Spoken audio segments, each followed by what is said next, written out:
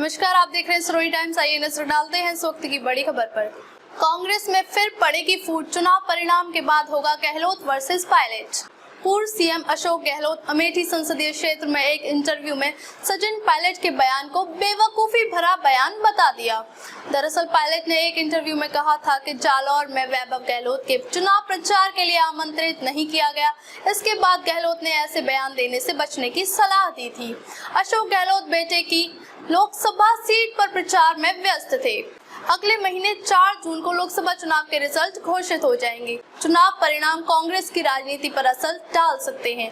जहां अशोक गहलोत बेटे की लोकसभा सीट पर प्रचार में व्यस्त थे, वहीं पायलट ने भी समर्थित नेताओं के लिए प्रचार में पूरी ताकत झोंक दी।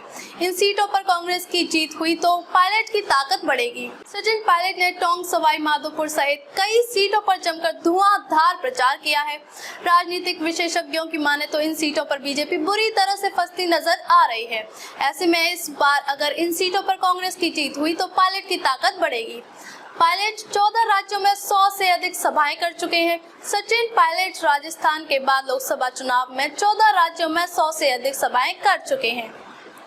यह भी कहा जा रहा है कि कांग्रेस पार्टी में मल्लिकार्जुन खड़गे, राहुल गांधी और प्रियंका गांधी के बाद सबसे अधिक डिमांड सचिन पायलट की है। आने वाले दिनों में वह पंजाब, हिमाचल और 7वें चरण के बाकी राज्यों में प्रचार करने जाएंगे।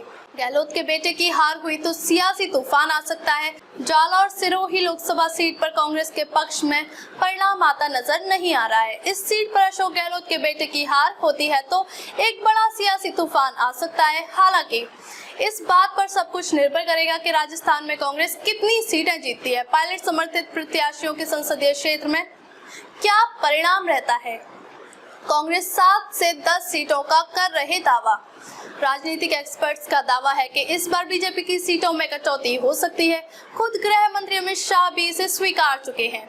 इससे एक कदम आगे रहते हुए कांग्रेस नेता 7 से 10 सीटों का दावा कर रहे हैं।